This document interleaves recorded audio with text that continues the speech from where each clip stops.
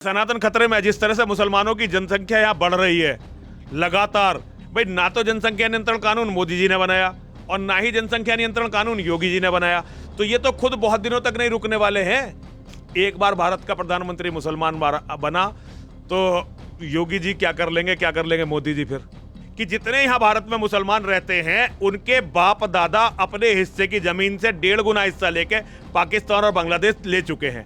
एक भी मुसलमान का भारत की 1 इंच जमीन पर भी कोई अधिकार नहीं बनता। लेकिन ये तो कहते हैं भैया जो मोहम्मद को नहीं मानता, कुरान को नहीं मानता, उनका सबका कत्ल करेंगे। हमारे साथ यति नरसिंहानंद जी महाराज हैं, पंचदशनाम जूना अखाड़े के महामंडलेश्वर हैं और काशी पहुंचे हुए हैं महाकुंभ के बीच अपनी बात रखने के लिए। क्या कहना चाहते हैं महाराज जी?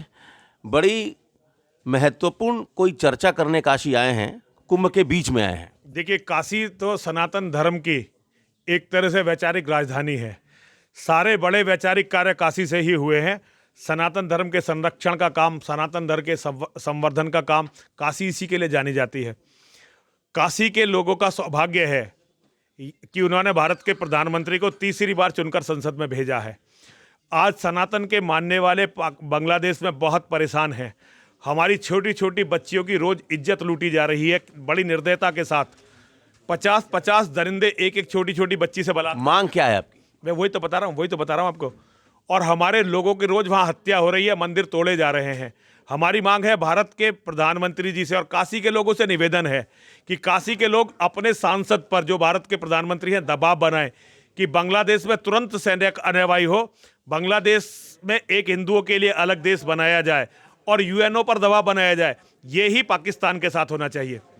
तो आपको लगता है कि सनातन खतरे में है? क्योंकि आप हिंदुस्तान में भी एक अलग सनातन। बिल्कुल सनातन खतरे में है। जिस तरह से मुसलमानों की जनसंख्या यहाँ बढ़ रही है लगातार, आप देखिए, ये आधिकारिक रूप से कहते हैं इंडोनेशिया में सबसे ज्यादा मुस्लिम है, लेकिन अगर आप भारत के आंकड़ों की जांच कर ले, इंडोनेशिया से 1.5 गुने मुस्लिम भारत में रहते हैं। महाराज जी, 10 साल से प्रधानमंत्री नरेंद्र मोदी हैं, बीजेपी की सरकार है। 7 साल से योगी जी मुख्यमंत्री हैं उत्तर प्रदेश में, फिर भी आपको लगता है सनातन खतरे में है? और मुसलमानों के बच्चे उन्होंने रोके नहीं, जनसंख्या नियंत्रण कानून उन्होंने बनाया नहीं।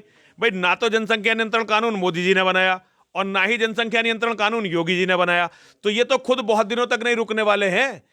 2029 में भारत का प्रधानमंत्री मुसलमान होगा। अगर 2029 में कोई ऐसा कोई करामात होगी कि नहीं बना, 34 में धरती की कोई ताकत भारत का प्रधानमंत्री मुसलमान को बनने से रोक नहीं सकती।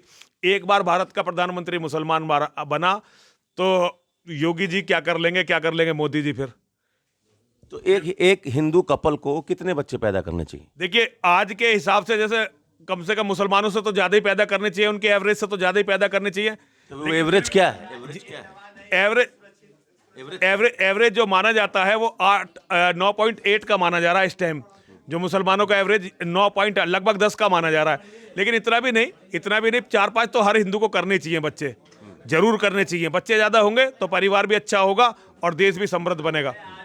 वक्फ को लेकर भी आपने एक बड़ा बयान दिया, लेकिन बनारस के ही कई मौलानाओं ने, यहाँ मोहम्मद यासीन ने कहा कि ये गलत बात है कि कुंभ वक्फ की जमीन पर लग रहा है, तो उन लोगों ने तो नकार दिया। एक आदमी ने नकार दिया ना, और चलिए महाकुंभ का जब थू हुई तो नकार दिया, वरना वो तो हर संपत्ति को वक्फ की संपत्ति बता रहे हैं।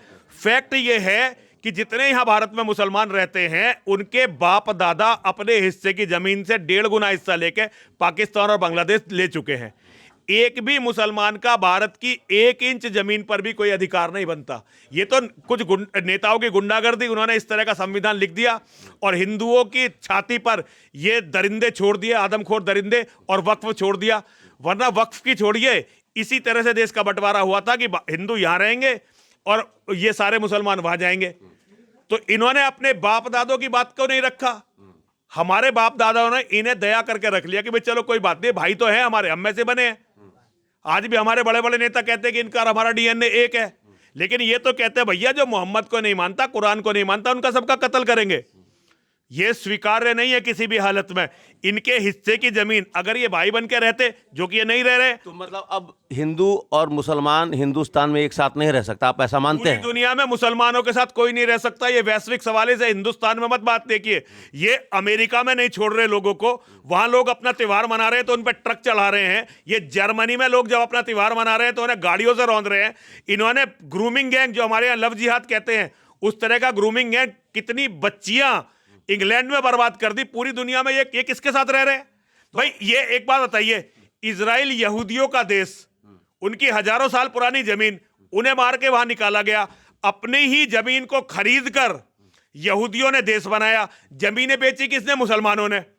भाई ये जब इसके खिलाफत के समय, अब्दुल हमीद के समय, जब अब्दुल हमीद टर्की का खलीफा था, उस समय यहूदियों ने अपने पैसे से जमीन खरीद कर इजराइल बसाया था। अच्छा ठीक है महाराज जी, वो तो इतिहास की बात।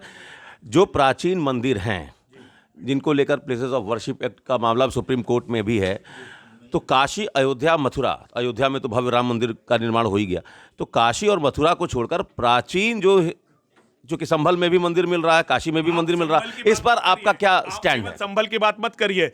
मक्का में वो उन मंदिरों को तोड़कर बनाई थी जिसमें उसके बाप दादा पूजा करते थे। अच्छा मेरी बात सुनिए, मेरी बात सुनिए। आप पंचदशनाम जूना अखाड़े के महामंडलेश्वर हैं। हाँ बिल्कुल है। महाकुंभ लगा हुआ है, तो आप धर्म संसद में क्यों नहीं प्रस्ताव लाते हैं कि प्राचीन मंदिरों? संसद तो करते ही हम रहे हैं। तो कोई सुन क्यों नहीं रहा? सुन इसलिए नहीं रहा कि सरकार ने और सुप्रीम कोर्ट ने हमारी धर्म संसद बैन कर दी। वरना धर्म संसद का तो नाम ही है हमारे कारण, मां और महादेव की कृपा से हमारे कारण लोग जान पाए थे कि धर्म संसद भी कोई चीज होती है। आपकी बात सरकार भी नहीं सुन रही है। सरकार नहीं सुन रही, आप नहीं सुन रहे। जब भैया हिंदू सुन तो आपके लिए ही तो हम आए हैं, हम सुनना चाहते हैं आप क्या कहना चाह रहे हैं। देखिए, हम सरकार क्यों नहीं सुन रही? देखिए सरकार की छोड़िए, मैं हिंदुओं को अपनी बात सुनाने आया हूं। मैं यहाँ भी हिंदुओं से तो निवेदन करने आया हूं। इस समय तो सनातन को मानने वाले ही तो इस समय सत्ता में हैं, यही तो एक विचार है। मानने वाले ही 1947 के बाद सनातन के मानने वाले ही सत्ता में थे। कौन से मुसलमान सत्ता में थे भाई? सब सनातन के मानने वाले थे, सब टीका लगाते थे। कोई अपने आप को पंडित बताता था, कोई पंडिताइन बताती थी। तो एक आखिरी सवाल, आप मानते हैं कि बीजेपी भी कांग्रेस की राह पर है? देखिए, मैं राजनीति पे कोई टीका टिप्पणी नहीं करना चाहता। कह तो आप वही रहे हैं कि 47 में भी हिंदू थे, अभी भी हिंदू। पंडित जवाहरलाल नेहरू पंडित जी ही थे और हमारे बाप दादा उनके समर्थक थे। तो अभी तो कोई बदलाव नहीं, वही पैटर्न है। मुझे तो लगता है उससे बुरा ही हुआ है। उससे बुरा ही हुआ है। चलिए, तो पंचदशनाम जूना अखाड़े के महामंडलेश्वर यति नरसिंहानंद जी ने अपनी बात रखी। Amit Singh, TV9 UP, Varanasi.